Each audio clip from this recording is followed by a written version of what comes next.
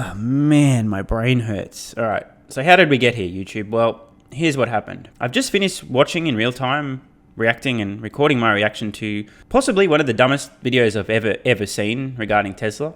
There are some fair points, some valid criticism, but these few reasonable fair points are completely and utterly overwhelmed by incredibly biased, emotional, absurd, counter-reality claims and points. This is truly one of the most painful videos I've ever recorded. And the reason that I reacted to this video is because a tsunami of DMs started flooding through in the last 24 hours. Hey bro, check this video out. You should react to this. Please react to this. I had a look today. This video is currently number 20 on trending on YouTube. Clearly a lot of eyeballs watching this. If it's as painful as those folks as it is for me, so fair warning, this is gonna hurt. I feel like I've said that before. Anyway, lube up and brace for impact. Or alternatively, if you'd like a little bit less pain, why not head over to Patreon and check out some exclusive content there instead. Tesla has never been good at building cars. Even before deliveries began, forums sparked up with concerns over the Tesla Roadster's panel alignment. Since then, as the cars hit the road and the company shot skyward, complaints about Model S's with windows that leak when it rains or mispositioned wire looms, and Model X's with drooping window seals or mysterious rattles when reaching speed have become commonplace. When the Model 3 started rolling off the lots, the feedback was more of the same. The car was exciting and mostly great, it just wasn't built great.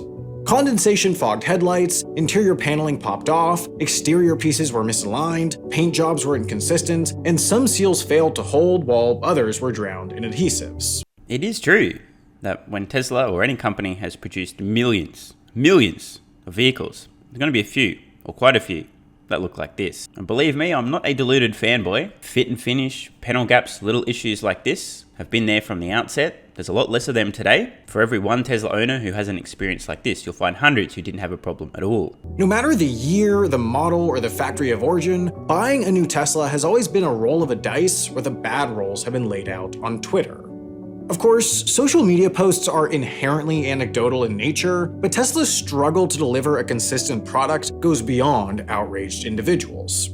Scroll YouTube's results for Tesla build quality, and We're still pretty early into this video, so I don't want to jump to any conclusions here, but I do just want to point out, seek and ye shall find. A company having produced maybe 3.5 million complicated manufactured objects, there's definitely going to be issues. What's more important though, and again, this is not a deluded Tesla fanboy, it doesn't matter, but in terms of priorities and things customers and consumers really care about, the majority of Tesla owners do not give a flying fuck whether or not they can fit their dick through a panel gap or not, or whatever the female equivalent is. Some owners do care, often car people, but I believe the majority of consumers are more focused on what's on the inside, which really counts. Not to say that there aren't issues here, but again, I mean honestly, you're looking at a prime example of a guy who gives zero fucks about the exterior and all the fucks about what the thing does, what's on the inside. I think this is one of the very common mistakes a lot of Tesla critics make. They fail to weigh the pros and the cons and the overall value proposition. Oh, there's a panel gap.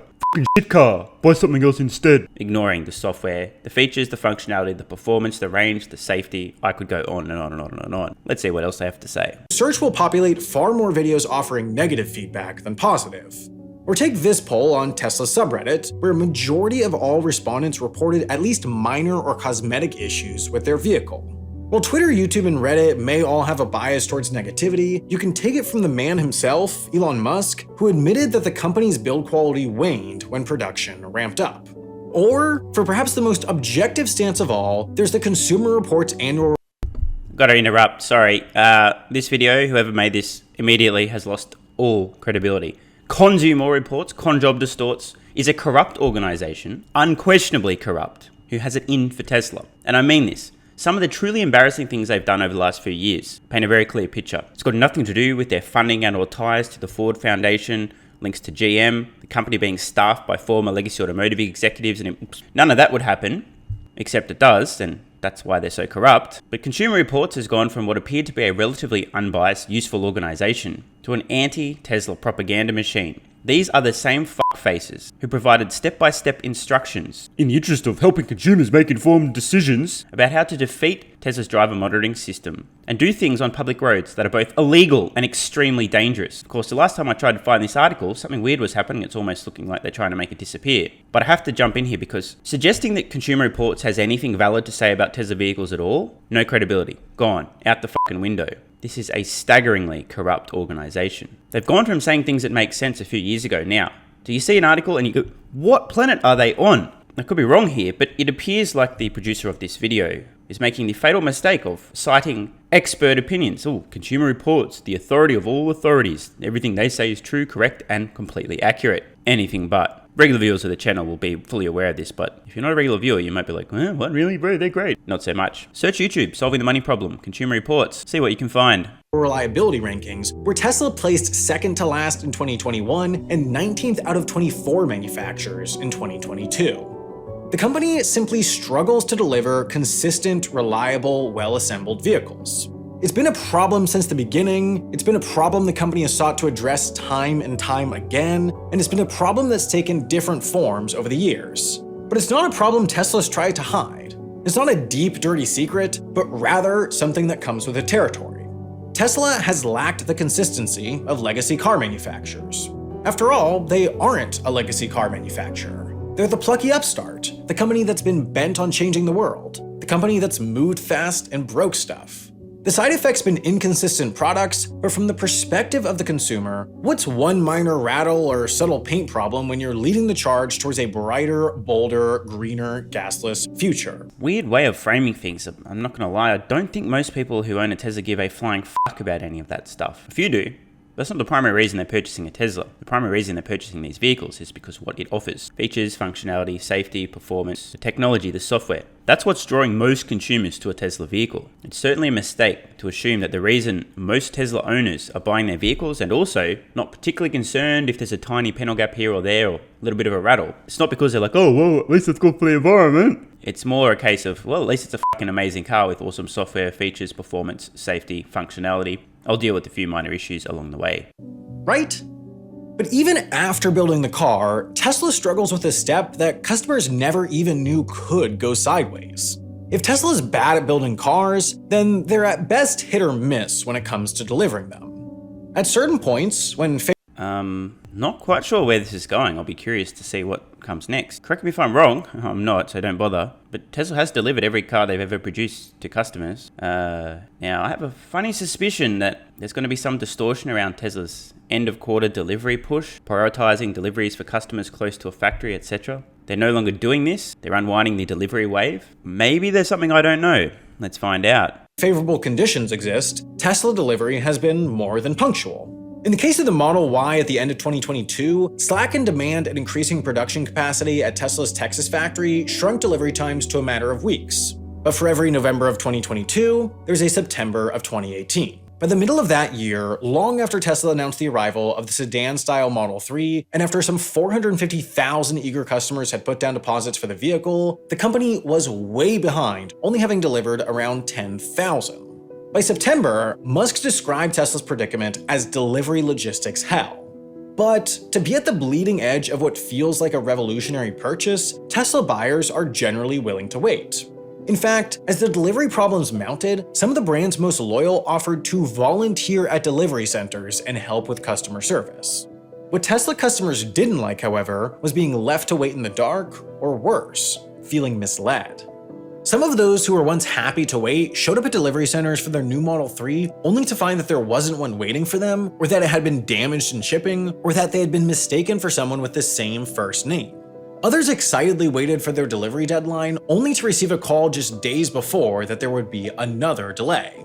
Some of the scorned demanded refunds, others went to Twitter searching for answers when they couldn't get through to anyone at Tesla. Unquestionably a bad customer experience, but then again, given how compelling Tesla vehicles are, the product itself, many consumers are willing to put up with these hiccups. And as I've said in the past, there's a lot of consumers out there who get fixated. The customer service needs to be better, there's too many panel gaps. And I understand where these people are coming from, and I think these folks in general lack perspective. Once again, it's not an ideal experience, but Tesla's focusing on the things that matter most. Compelling technology, excellent value, great performance, features, functionality, safety. This is what most consumers care most about. And it gives Tesla a lot of wiggle room when they're a little bit rough around the edges with other stuff like this. Again, not excusing it, not a great customer experience, but while a legacy automotive manufacturer may, keyword may, have a much better customer delivery experience, they're simultaneously on their way to bankruptcy and cannot make electric vehicles profitably. Having some issues taking delivery of your brand new Tesla What's worse? Or taking delivery, a seamless delivery of an internal combustion engine vehicle from a company that goes bankrupt a few years later. Food for thought. Many let the experience shape their opinion. Now, ultimately, Tesla pulled itself out of the hole it dug, and the exasperated early adopters finally got their cars. But the problems persist. Buyers still check in on their delivery date only to see that it's been bumped back a month. Customers save their "get ready for delivery in 2 weeks" notices only for them to start piling up in their inbox, and the frustrated still ask what's going on over Twitter because Just for the record, I do recommend paying attention in particular to the dates of the tweets we're seeing on screen now. This provides a little bit of relevant temporal context. For example, the tweet on screen now, 2021, 2 years later, as I record this. Has Tesla improved at all on this particular issue? Good question. that's the easiest means of getting an answer. Frustrations have also expanded beyond the labyrinth-like buying process too. Not only are Teslas more numerous than ever, some of them are now a decade old. As it's become common to see Teslas almost anywhere nationwide, the company only established 163 service centers spread across the US. That means if you own a Tesla in Flagstaff, Arizona, you're about 150 miles or 240 kilometers away from anyone certified to work on your vehicle.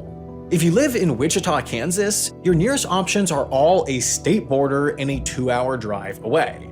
Making things more difficult, service centers are low on loaner vehicles, so getting from Phoenix back to Flagstaff or Kansas City to Wichita requires a creative application of Tesla-supplied Uber vouchers. Even as the company continues to expand its mobile service fleet, the growth of the service team is being outpaced by the total number of Teslas hitting American roads. Just want to take a moment here. While this may be true, it's also a little bit disingenuous not to provide a bit of context. For one, we heard a specific number of Tesla service centers throughout the United States, just a random number. We didn't hear any mention of the fact that there's so few moving parts in a Tesla vehicle or any electric vehicle. They're much more reliable, they're much less likely to have issues. So few moving things, very few things can break inside those vehicles. Customers are much less likely to need to make a trip, and again, not perfect, but Tesla's focusing their energy and their capital where it really matters, making their products even more compelling. The inference there, that the number of vehicles hitting roads is far outpacing the number of new service centers or so on. This is not really a relevant data point. For example, if each existing service center has more capacity, or if Tesla's vehicles are becoming more reliable or a combination thereof, this is a gigantic nothing burger. It may not be, but again, it's important to understand context here. So, whether stationary or mobile, Tesla's service capabilities are being overwhelmed.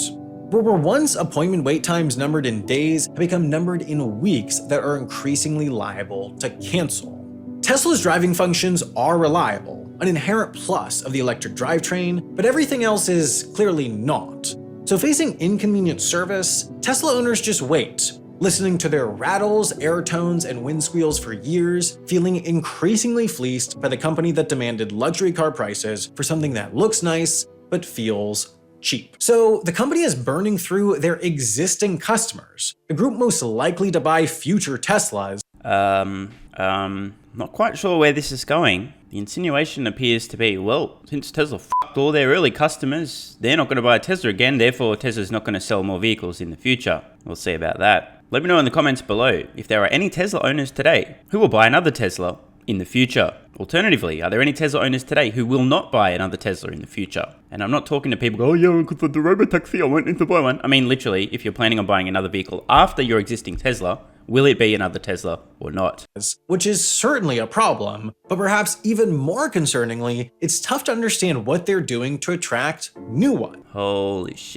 It's starting to happen. We're 6 minutes and 20 seconds in. As I record this, late February 2023, Tesla's still selling every vehicle they've ever produced. Throughout the company's history, they've done this, and they've never needed to pay for advertising. You know who's selling Teslas? Existing Tesla owners, telling all their friends and family, check this thing out, come for a test drive. It's amazing. Check this out, fart mode, dog mode, sentry mode. Let's do an acceleration test. Again, the insinuation here appears to be, well, since Tesla's burned all their existing owners, those 3.5 million people are never going to buy a Tesla again. Uh-oh, where's Tesla going to find new customers for all those new vehicles they're making? Uh-oh, they're in trouble, uh-oh. Could be wrong.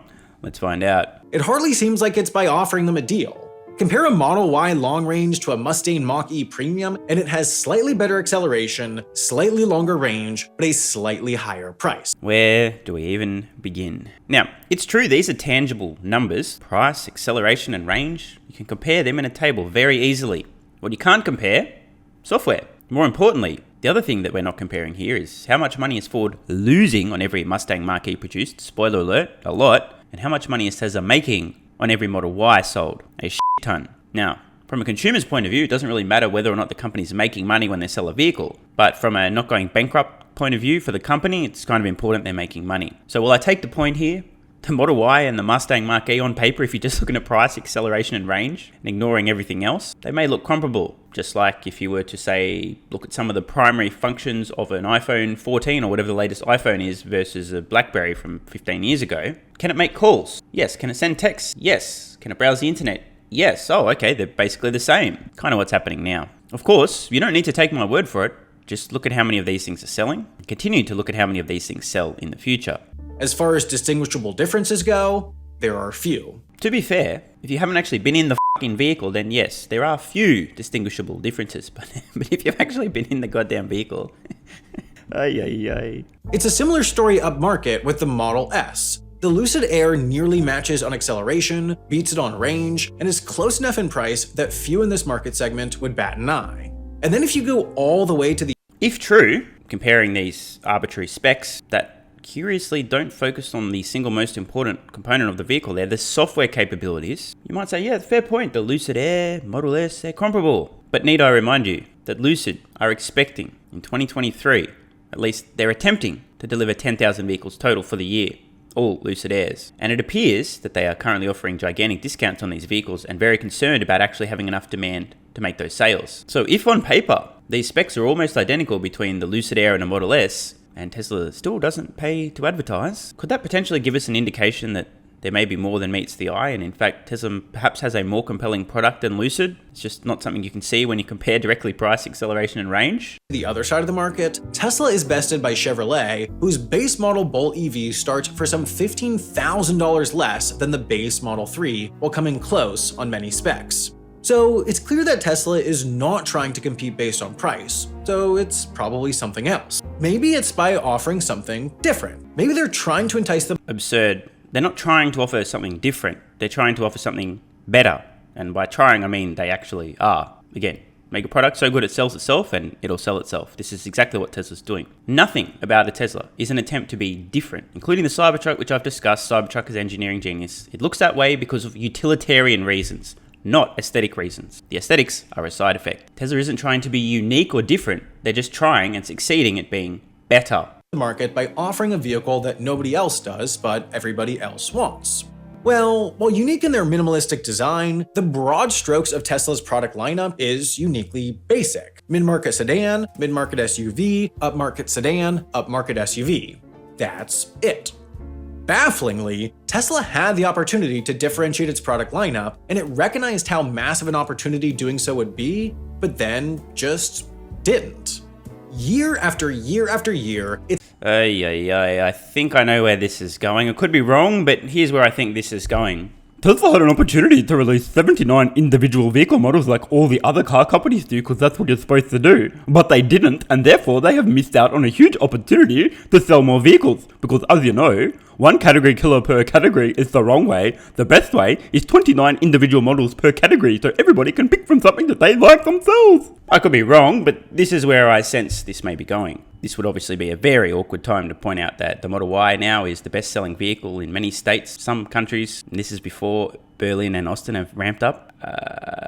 This could get awkward. It's never been a surprise who will top the list of American vehicle sales. It's the Ford F-Series. It's always the Ford F-Series.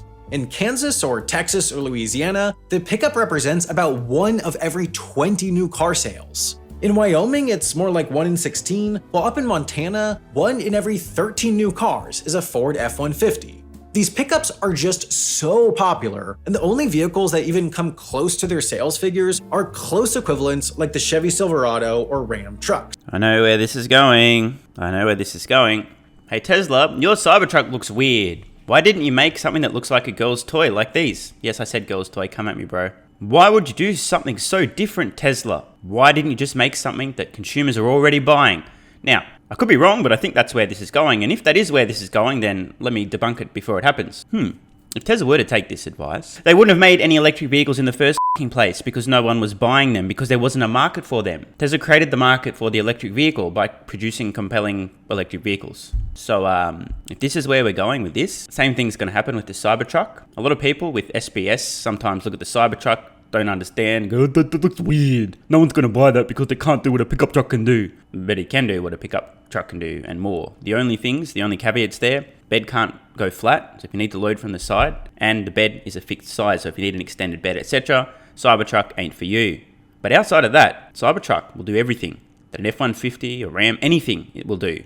It just looks different because it's got an exoskeleton, because it's tougher. Surely the person who made this video is far too smart to make such an error of thinking or lack thereof and suggest that Tesla should have mimicked an F-150 in design for their Cybertruck, because as I said, if that's how Tesla thought, they never would have made electric vehicles in the first place, because there wasn't a market for them until they made them. Americans just love their pickups, and the market is uniquely consolidated compared to other vehicle types. So recognizing this, a decade ago, Musk announced Tesla would go after the F-150 with an EV equivalent, a prime opportunity to disrupt a vulnerable market. 6 years after that, Ford announced they'd just build an electric version of the F-150. 3 years after that, it entered production, and today, there are thousands of F-150 Lightnings on the road, and exactly I'm not quite sure it's still thousands due to the recent recall. I don't know the exact numbers, but just pointing that out. And by the way, as I've said previously, Ford has this entire category, traditional looking pickup trucks, to themselves until there's any competition. The Hummer EV does not count. It's a f***ing joke. And Ford's going to do well with these traditional looking pickup trucks. It was strategically brilliant of Ford to get an electrified F-150 Lightning on roads ASAP. They are having issues, battery issues, recalls, blah, blah, blah. Comes with the territory. It turns out production is hard, especially if you've never made electric vehicles and you're trying to.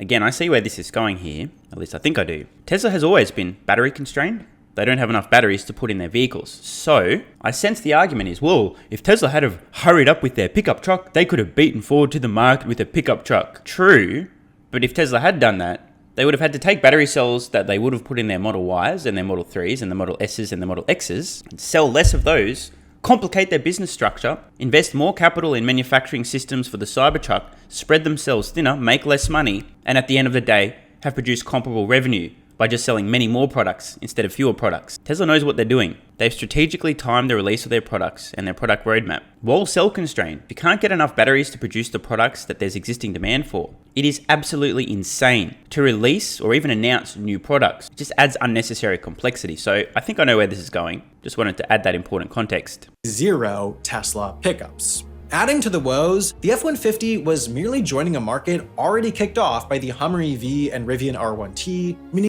technically true, but again, the volume of these vehicles actually being produced and sold does not move the needle. It will, maybe eventually, but it doesn't. And for the record, the F-150 Lightning is actually a legitimate work pickup truck. Some cool features and functions. For a first attempt from Ford, it's actually quite decent. Now, the fact that they're not really making money on these things, that's a whole other thing. But the actual product itself from a consumer's point of view, decent. Rivian likewise. However, the difference is, this Rivian is small enough to fit in your handbag when you go dancing on the weekends. It's not really a work pickup truck. It can do some of the work the pickup truck will do. But the typical buyer of a Rivian is a lifestyle buyer, hence throwing it in their handbag when they go dancing on the weekend. Not quite the same market. Tesla's Cybertruck, unquestionably going for the utilitarian user. Caveat there, of course, there'll be many people that buy it just because it looks f***ing cool. I may be one of them. But this Rivian truck isn't in the same category as an F-150 Lightning and or a Cybertruck. They're separate. So at this point in time, the Hummer EV is a f***ing joke. I mean, it's a literal joke. They've sold a few hundred of these things, less than 1,000. It's just obnoxious. But there is a decent sized market for the electric F-150. However, again, it is not actually directly competing with Rivian's truck. Meaning there are 3 manufacturers already in production, working out the kinks, ramping up to massive scale in 2023. Massive scale may be debatable. Only time will tell. Even the earliest possible Tesla Cybertruck production date will therefore compete against at least 3 major entrenched mature competitors. Plenty have criticized. By the way, I know this is entirely unrelated and irrelevant, but I'll just say it anyway. Just bear with me. How many sedans existed before the Model S? How many sedans existed before the Model 3? How many SUVs existed before the Model Y? Good question, Stephen. I think the answer is a lot. Yet somehow still Tesla managed to produce them late, turn up late to the party when there were literally hundreds, thousands of existing sedans and SUVs on the market globally, and yet begin ramping production, sell every vehicle they make, And now the Model 3 and Model Y, for example, the number 1 and number 2 selling vehicle, not electric, vehicle in California, a leading indicator of what's to come. So it's important because I think the reasoning here is, oh shit, there's going to be electric trucks already. Oh no, Tesla, you're late. Oh, you're f***ed now. But Tesla's history indicates that if you release a compelling product into an already saturated market, if it's better than everything else, it'll still sell. Far more about the Tesla Cybertruck concept, speculating that consumers will shirk its audacious shape, that regulators will reject its innovative design, that component costs will make its purported price impossible. That could all be true. In fact, considering Musk himself admitted the company did zero market research for the vehicle, it more likely is, but perhaps the most crucial critique of the vehicle is the fact that it doesn't yet exist. First moves matter. Consumers can read a review about the Lightning, take a Rivian on a test drive, even walk up to a dealer and buy a Hummer EV today, while the Cybertruck is relegated to the More tab of Tesla's website, featuring absolutely zero specifications or even prices. I'm very curious as to whether or not this video will disclose the publicly known fact that Tesla now has in excess, I believe, of 1.5 million reservations for their Cybertruck. Now, I'm not very good at math, but I think that's going to be multiple years worth of production. They've already sold out multiple years worth of production. As in, somebody ordering a Cybertruck today will not take delivery of their Cybertruck for years because there's so many people in front of them in the queue. Could that potentially explain why a Cybertruck is relegated to the More button on the Tesla website instead of the vehicles they're currently producing and can currently sell to consumers right now that don't have 1.5+ million reservations? I think that's a question worth asking. Merely the option to leave a $100 refundable deposit for the chance to get in line to buy the vehicle once it finally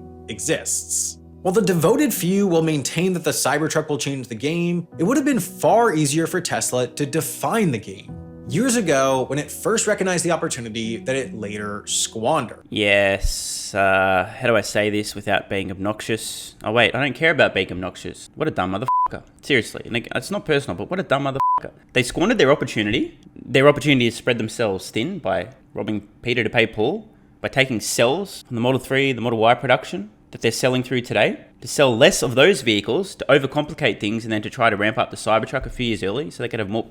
What? It's so weird to me. I think a lot of people just seem to map, well, how everyone else does it is the way that you do it. Over 1.5 million reservations for the Cybertruck, and in the meantime, instead of Tesla having spread themselves thin, they've been ramping up production on what is fast becoming the world's best-selling vehicle of all time, the Model Y. To be clear, if Tesla had unlimited cell supply and they weren't cell constrained, sure, try and get the Cybertruck out sooner. But we exist in reality, and the reality is that Tesla has been cell constrained the entire time. It makes no sense for them to release a new product until they can actually make those products without taking away supply from their existing products that continue to sell. Maybe they're not trying to compete on cost, and maybe they're not trying to compete on differentiation. Maybe China is the answer. Tesla believed that enough to cozy up with the CCP and open a factory in Shanghai, largely to produce cars for the Chinese market itself, and this has gone decently. From the outset, this has always been Tesla's main export hub. There are many locations around planet Earth that make zero sense to actually locally manufacture vehicles. Australia is a great example. Population, maybe 25 million if you're lucky. The new vehicle market per year is a speck. It is financially suicidal for any automotive manufacturer to locally manufacture vehicles in Australia. Instead, it is much cheaper to make them in China or elsewhere in Asia, but China, probably the best place, and then to export them to Australia. The same is true of many other countries. So it is true, obviously, if you've got a factory in China, you're going to deliver some of those vehicles to Chinese customers. But from day one, the intent with this China factory has always been to supply not only the China market, but also many other regions globally, because China has lower labor costs, and this is a much more profitable factory. It makes much more sense to export vehicles from China globally than to, say, produce them in an inefficient factory in Fremont, where you have extremely high labor costs, and then to export those. I just wanted to raise this because I see a lot of the dolty Tesla bears make absurd claims like, oh, Tesla's local product. Oh my god, bro, they only sold this many vehicles in China this month. And then they just completely disregard all the other vehicles that were produced and then exported and sold outside of China from the China factory. They sell tens of thousands of vehicles to the country each month, accounting for about 40% of the company's total sales. But in the largest EV market in the world, Tesla is not the largest EV manufacturer. That's BYD. No company globally produces more EVs. They are now... Fact check. False. One more time. False. Now, I don't want to be too hard again. This is untrue. To the best of my recollection last year, 2022, globally, BYD sold about 840,000 electric vehicles, give or take. Tesla over 1.3 million. Surely they're not dumb enough to think that a hybrid vehicle, which is an internal combustion engine vehicle with a tiny battery in it, is an electric vehicle because, based on my understanding of words, the primary propulsion system inside a vehicle is an internal combustion engine vehicle, and it has a battery inside it that's about the same size as the battery in your girlfriend's vibrator. That's an ICE vehicle. That's an internal combustion engine vehicle. It's not an electric vehicle. Sales of hybrid vehicles are currently and will continue to collapse. There was a very short window of time where they made sense, but they no longer do because now compelling affordable EVs are possible. ICE vehicle sales are plunging and collapsing. They're going to zero. The same is true of hybrids. Tesla is making more electric vehicles than any other company on earth by a significant margin. It is true, BYD is number 2 in terms of electric vehicles sold, but the gap is enormous. Tesla's producing, give or take, about 50% more electric vehicles per year already than BYD. Oh, and if you normalize the profit per vehicle sold, Tesla's also making approximately 8 times as much profit per vehicle sold. Not that that's relevant to what a consumer experiences, but from a business and investing point of view, it's certainly relevant. And I think this is a little intellectually dishonest, maybe just disingenuous or misinformed. Not hating here, but whether or not Tesla was being outsold in China is actually not a relevant data point. The majority of BYD vehicles produced are sold in China. But we live on Earth. Earth isn't just China. Earth is Earth. So it makes a lot more sense to be comparing global vehicle sales. Who's selling the most electric vehicles on Earth? That's Tesla. Not to take away from BYD, but we just have to be intellectually honest here. We don't want to be cherry picking. And we certainly don't want to be dumb enough to suggest a hybrid vehicle is an electric vehicle. Jesus Christ, dude. Next thing you're going to tell me being morbidly obese is actually healthy and beautiful. Bigger than Tesla from a volume perspective, but that's not the most staggering part. This is. Their growth rate is ferocious. And here's Tesla's. The gloves are off now. Sorry, whoever made this, you're a fucking idiot. Now, this data is probably true. I mean, I haven't fact checked it, but look at what we're looking at here. BYD and Tesla sales in China per month. Why in China per month? Why not globally? Why are we cherry picking? I just discussed this. The vehicles Tesla produces in Shanghai are sold both in China and globally. It's their main export hub. Hopefully, the creator of this video isn't intellectually dishonest enough not to then go, but in fairness, if we look at Tesla's global sales of their China-produced vehicles, then here's the actual data. Because again, we live on Earth, not China. It is famously difficult for Western companies to sustainably compete in the Chinese market. Amazon failed, Uber failed, Airbnb failed, Google, Best Buy, Home Depot, Macy's, eBay, Yahoo. It's harder to find one that did work than didn't. China is just such an immense market that there are equivalent quality alternatives to Western products that are better suited to the needs and wants of Chinese consumers, which leave Western managers dumbfounded. They don't understand why they're getting beat, and that's the point. They don't understand. Chinese companies are able to fulfill the tiny, unique, nuanced preferences of Chinese consumers better than foreigners. So in Tesla's case, inevitably, their vehicles are going to be worse for Chinese consumers than the homegrown alternatives. And unless they succeed where almost all their equivalents have failed, they just won't be able to understand why. While I do take the point, there are some local nuances and consumer preferences. Doesn't matter where you are on Earth, fair, but we just saw data showing that even in China, despite the fact that China is Tesla's main export hub, Tesla's selling almost as many vehicles as BYD in China in the market they apparently don't understand. Almost as many, despite the fact that they're exporting a lot of their production globally. I don't know why, but I feel like the Ministry of Truth is trying to distort reality a little bit here. I think it's actually a credit to Tesla how well their vehicles are selling locally in China, because they do have this disadvantage. Foreign-made vehicles do sell in China, but primarily as luxury goods, selling Americanness or Germanness or Britishness as a brand, rather than competing on the merits of the vehicles themselves. That means that China can be a massive market for Tesla, but they'll struggle to go mass market. So, last I heard, Tesla's share of the new vehicle market in China was already in the double-digit percentage range. It's about as mass market as you can get. We saw earlier, Tesla's selling almost as many electric vehicles as BYD is in China. I'm very confused. It is true, Tesla is unlikely to have a 99% market share in China, but they're already mass market, they're already selling. Is this how we work these days? Is this how brains work? We ignore the data already and then we suggest that something's not going to be possible to achieve that's already being done? Am I missing something here? Of course not. I'm just a deluded Tesla fanboy. I disagree with everything, right? It's not like any hypocrisy or nonsensical statements have occurred in this How Tesla Fumbled video. There'll always be a secondary player, meaning it might not be a market worth betting on. I think what we just heard is, if you're not a local Chinese automotive manufacturer, there's no way you could ever sell the most vehicles in China, therefore you shouldn't even bother? Is that what I heard? So maybe it's not price, not differentiation, not market, not any of the traditional ways that companies gain an edge. Maybe it's innovation. In 2016, after being dropped by its previous autonomous partner over safety concerns, Tesla charted a new vision for full self-driving and quickly started selling a software package referred to as full self-driving for $3,000. Did I just hear what I think I heard? I've been processing, I've just been like, I did not just hear that, did I? Did they just suggest that Tesla's partner, as in the company, Mobileye, who were previously working with Tesla on autonomous software, dropped Tesla due to safety? We have to listen to that again. Did that just... Maybe it's innovation. In 2016, after being dropped by its previous autonomous partner over safety concerns, Tesla charted a new Yeah. In 2018, after being dropped by its partner on autonomy, as in Mobileye, so they dropped Tesla over safety concerns.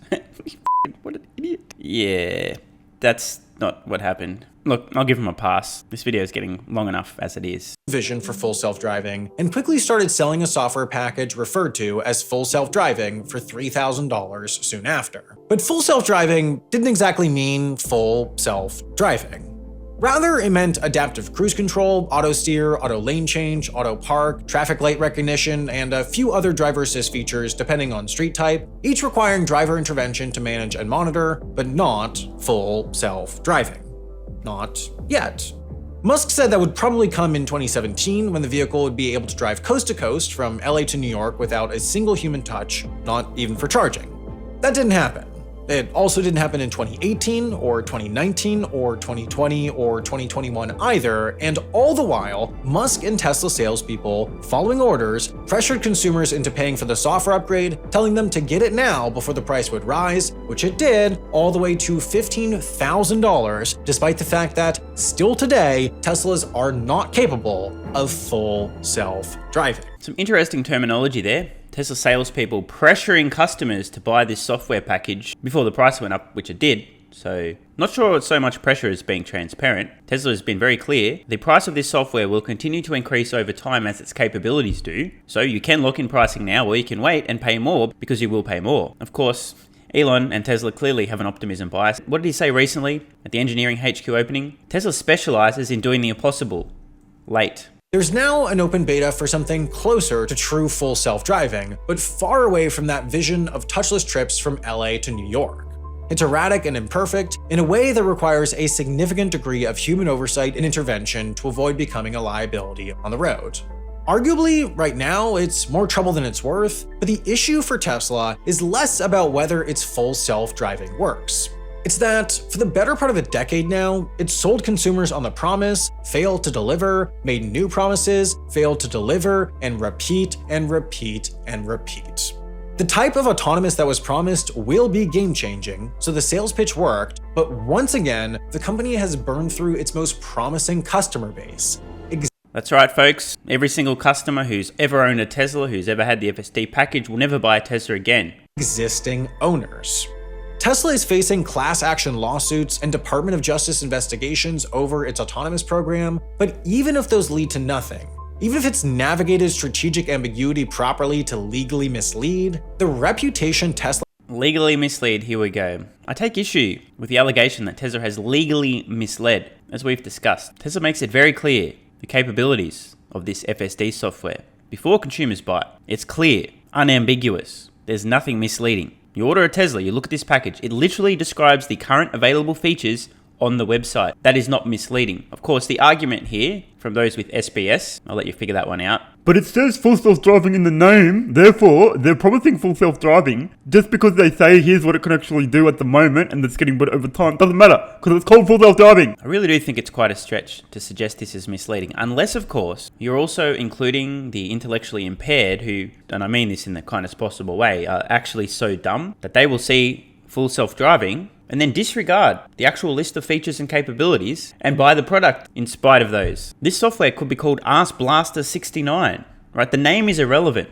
Tesla's very clear about the current capabilities, and the end goal is full self-driving. This is intentional and important. Tesla's telling people what they're aiming for over the long term. They're telling people what this is going to be, what it's going to do. They're very clear along the way. This is the end destination, and they're improving and incrementally getting closer and closer to ultimately solving autonomy. The alternative, of course, would have been to call this software something entirely unrelated to the end goal, which would confuse a lot of customers. Of course, the nitpickers will argue, Well, they definitely shouldn't have called that. They should have called it something else, like Dickface69. and then once they solve autonomy, then they delete that old software, and everyone who had that goes, well, what happened to Dickface69? Where's my Dickface69 go? And then call it full self-driving. The whole point here, there's nothing misleading about calling this software full self-driving. This would be like me getting mad at Adobe because they've got a program called Photoshop. It's not a shop.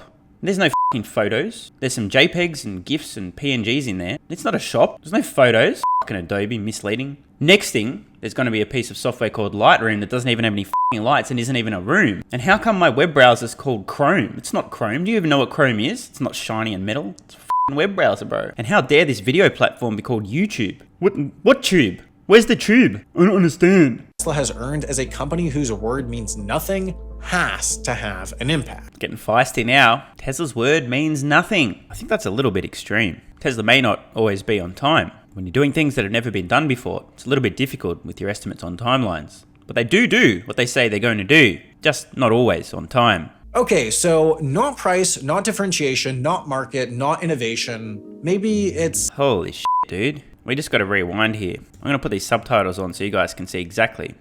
Okay, so not price. Apparently Tesla's not competing on price. They are. Now, to be clear, we're not talking about price. We're talking about value. What do you get for what you pay? Tesla offers the maximum amount of value in the price range. There's nothing close. Just because a Mustang Mach-E might have comparable range, comparable performance, and a comparable price does not mean it offers comparable value. This is an important distinction. Tesla's so-called competitors are trying to compete on price because they can't compete on value. Tesla's just offering the maximum amount of value. Apparently, there's no differentiation here. On what planet? Like, bro, again, brain damage here. This guy's an absolute moron. Are you high? There isn't a single other automotive manufacturer on Earth who's consistently doing over-the-air updates. They haven't even figured out how to do over-the-air software updates. Teslas are the safest vehicles on roads. Literally the safest vehicles ever tested. I would suggest that's probably a point of differentiation. Are there any other cars with fart mode? No. Dog mode? No. Sentry mode? No. Over-the-air performance updates? No. Ever-improving full self-driving software? No. I don't even know what market means. And not innovation? The fuck is this guy talking about?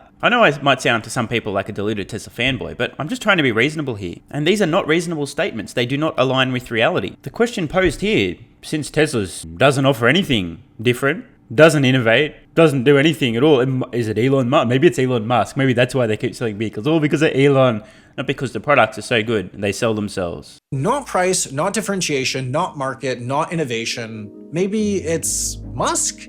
Maybe his cult to personality is so strong that consumers will buy the vehicle specifically because it's his? Is this real life, bro? I mean, I guess that's why people buy iPhones, right? Because the cult of Steve Jobs. Now the ghost of Steve Jobs. That must explain it. Maybe he's the brand. In fact, maybe he's deliberately calibrating his public image to appeal to a demographic less likely to buy an EV, strengthening that fledgling consumer segment for the company. Well, if that's what's happening, it's not working. This video is just gone off the deep end. Just imagine Elon Musk sitting in the office going, instead of focusing on engineering stuff and making the products better, and you know what?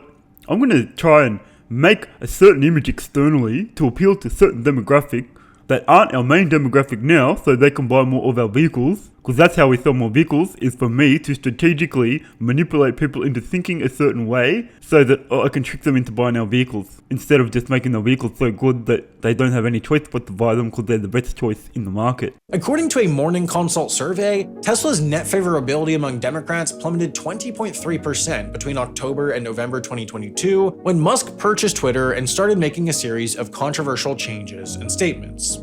Among Republicans, the favorability actually increased, but only by 3.9%. That's not nearly enough to make the move worth it for Tesla, because Republicans don't buy EVs. Only 25% of them said they would even consider them in the next year, while 44% of Democrats did.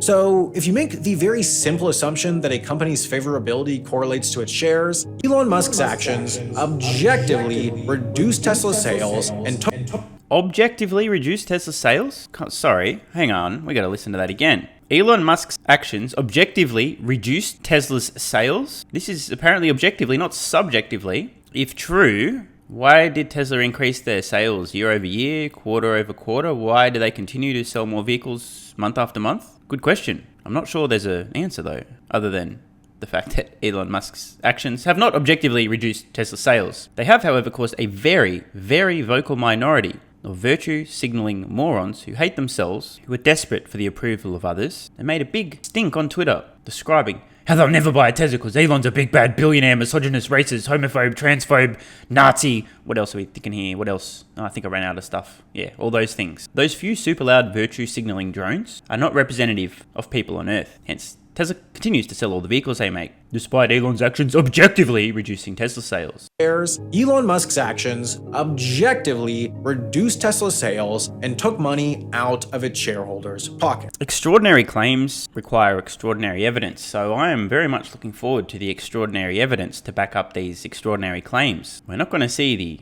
intellectual error of assuming correlation equals causation. We're not going to say, look, see, Elon Musk shared an opinion on this date, and then Tesla stock went down, and therefore it's because Elon Musk shared an opinion. Because if we were going to follow this line of reasoning, then obviously it goes both ways, right? Tesla stock goes up, then that's obviously a direct result of Elon Musk sharing an opinion that says, oh, I changed my mind about the old opinion I said. I reversed that position previously. Please buy our products. While Musk might have been the visionary behind the disruptive behemoth, today he's a liability. Is that you, Ross? Now, I am trying to be civil here, but if you ever needed evidence of brain damage, this is it. Elon Musk is a liability. You fucking idiot. How can anyone say this with a straight face? A liability. The guy can broadcast instantaneously to almost 130 million people on his Twitter account. No Elon, no Tesla. The guy has recruited the world's best engineering talent at both SpaceX and Tesla.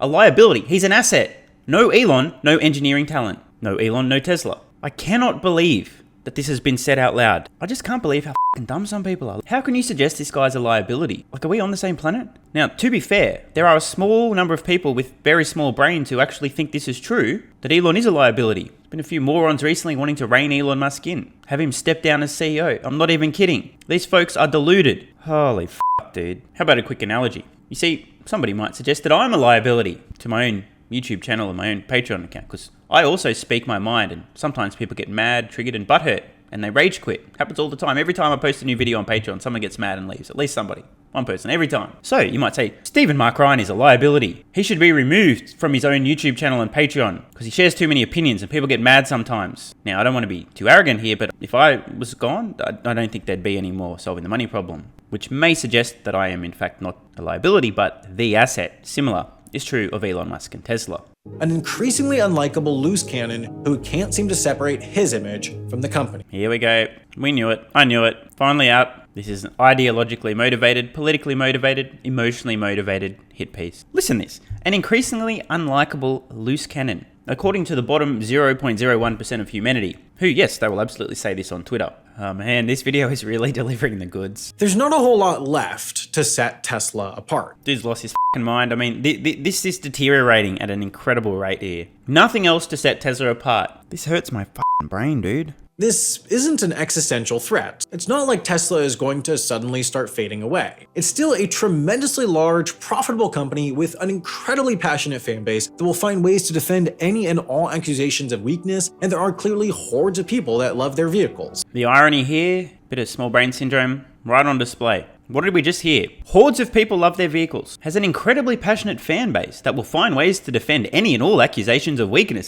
See, that's what I'm doing because I'm a fanboy. By the way, I do acknowledge some of the weaknesses, especially early in this video, the service, fit and finish, etc. But they're just not high priorities. Tesla's doing stuff that makes sense, and they're not worrying about the stuff that isn't super important. But to say, one sentence ago, have an incredibly passionate fan base that will defend accusations of weakness, and hordes of people love their vehicles, but then to have also said moments earlier, there's not a whole lot left to set Tesla apart.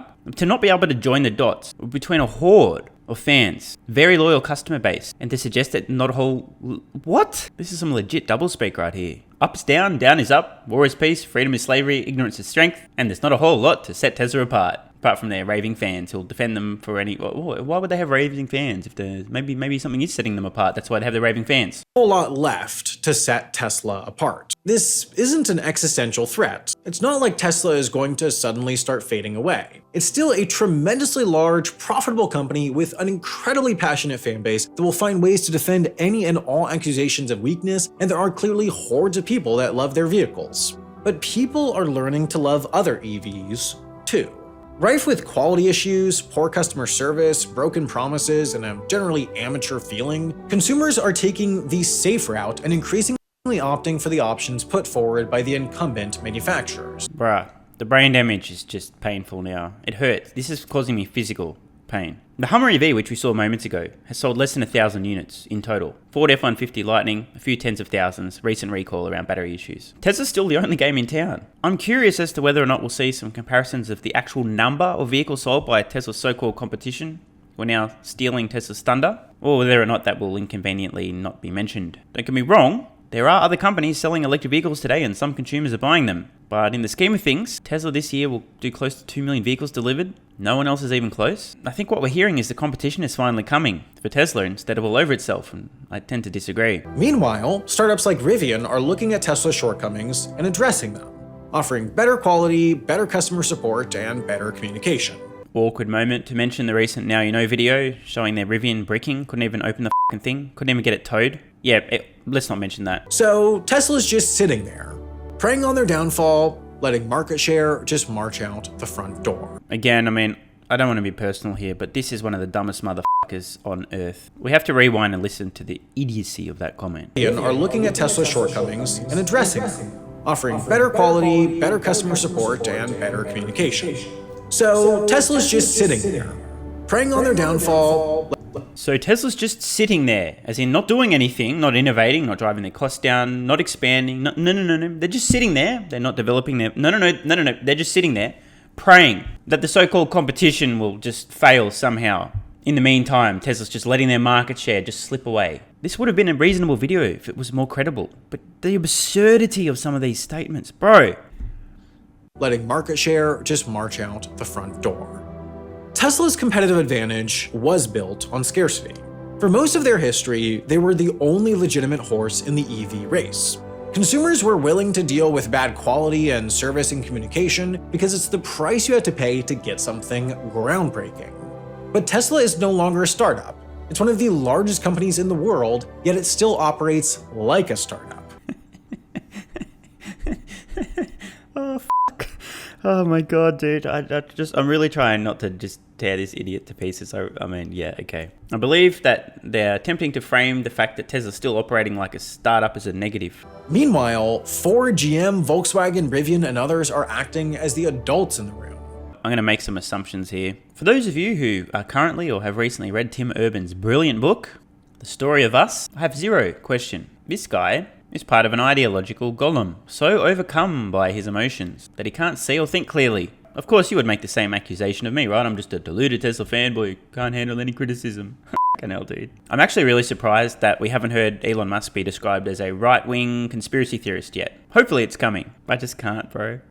Company culture is notoriously difficult to change, and that difficulty mounts the larger a company becomes. So when you have something as massive as Tesla that is still in startup mentality, it is really hard to understand how that will change. Oh, the self-immolation continues. Tesla's biggest strength, their culture. This is being framed as a negative. I just can't believe this. Tesla's key strength, the fact that they've retained this startup culture, they're willing to innovate, do things differently, they're so lean, resourceful, and efficient. This is being framed as a weakness that Tesla will struggle to change, instead of being praised as something that's incredible Tesla's been able to maintain. I just can't fucking believe this.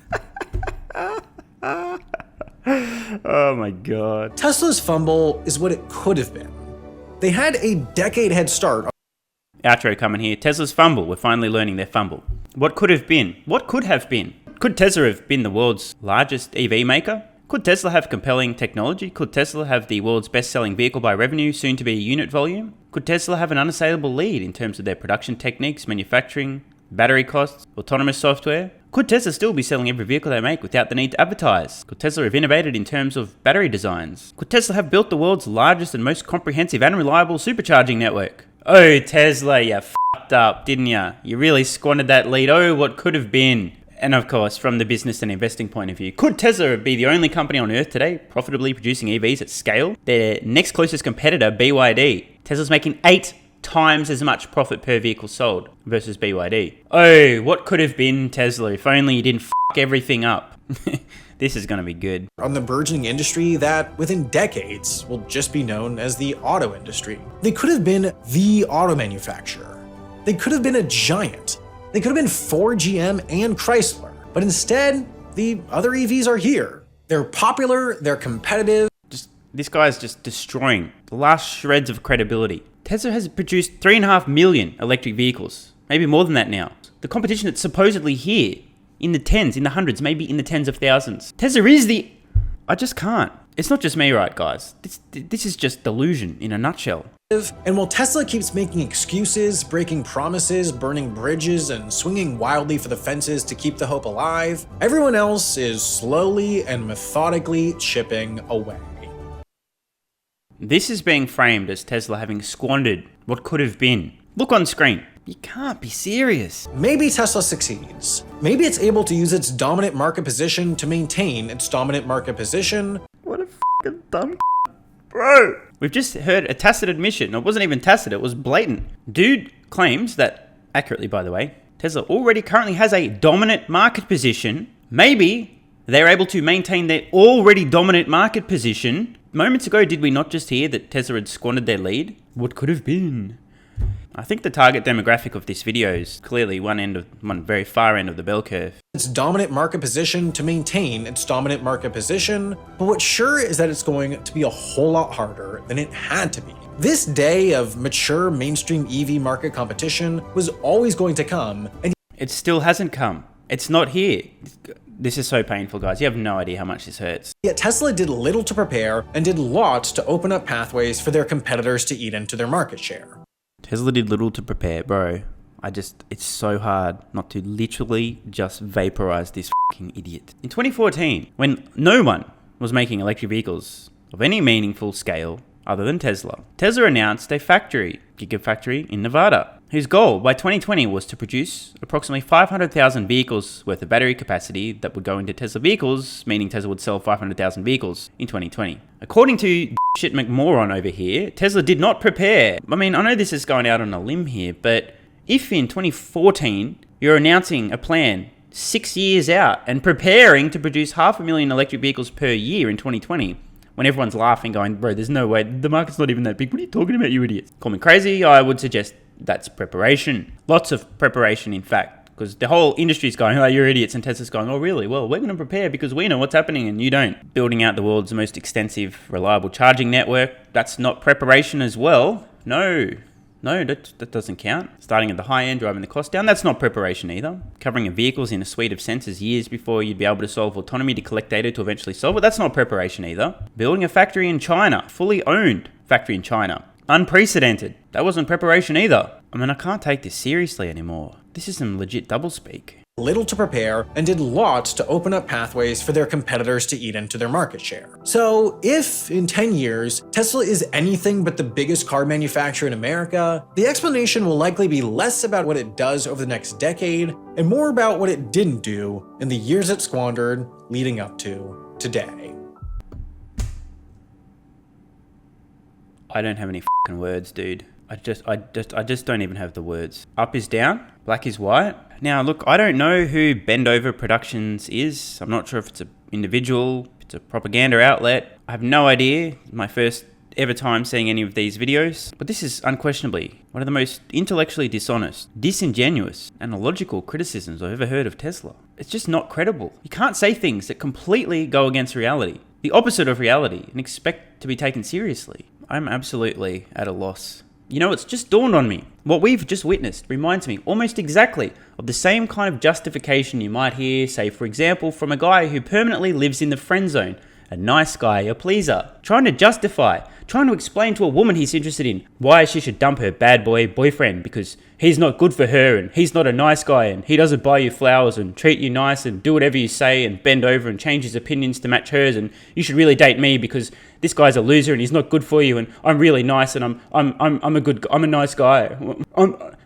That was the whole video in a nutshell. This whole video was an attempt to dissuade people from accepting reality. They don't have a lead, they squandered their lead. You're not attracted to that guy. He's brainwashed you to like him. I'm better. If you say so, buddy. But just so you know, it's not your dick she's going to be sucking tonight. No matter how much you attempt to convince her that she really wants your dick and not his, no matter how much you complain about how poorly he treats you and how much better you'll treat her, she has spoken through her actions, as have the consumers who continue to buy Tesla vehicles hand over fist. Anyway, I for one am not convinced. This whole video in a nutshell was preposterous, deluded, wishful thinking. I'm looking forward to the next video, sure to arrive on this channel soon, entitled Why Athletic Greens AG1 is definitely not going to help you feel and perform your best, and why you should just keep doing what you've been doing because that's definitely going to produce different results. Everyone knows Tesla's winning because they're the best. Nothing else comes close in terms of features, functionality, and overall value. The exact same is true of Athletic Greens AG1.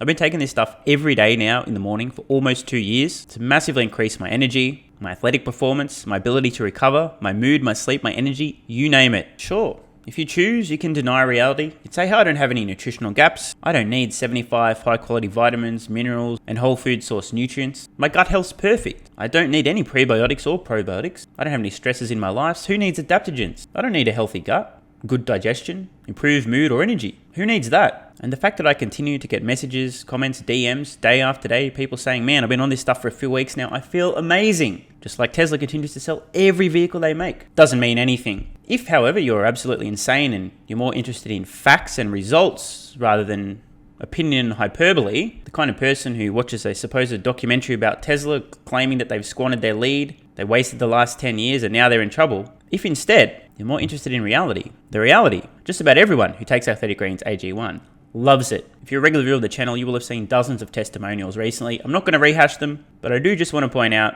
I absolutely swear by this stuff, as do many others. And you can get a 1-year free supply of vitamin D3 and K2 by going to athleticgreens.com/SMR or clicking the link in the pinned comment. And if anyone happens to know the mailing address of the person who created this very, very unbiased video about Tesla, maybe you guys can pass it along. I'd be happy to sponsor an Athletic Greens AG1 subscription to this guy or girl just so they can fix their brain, think clearly, and actually make videos that make sense. And I'll tell you what, I really am glad I take Athletic Greens AG1 every day because I'm going to need a lot of help recovering from this absolutely painful experience. What a joke of a video, dude. I almost get the sense the video I reacted today was a propaganda film, but that's just pure speculation. After all, I'm just a deluded Tesla fanboy. So head to athleticgreens.com/SMR or click the link in the pinned comment. There's a 90-day money-back guarantee, absolutely nothing to lose, plenty to gain, and let me know in a few weeks how you're feeling. And finally, head over to Patreon, almost 300 exclusive videos now and counting fast. I've just posted a very important exclusive video with a major update, which is very relevant to all Tesla shareholders. In a nutshell, thank fucking fuck. So, see you over on Patreon. Love ya.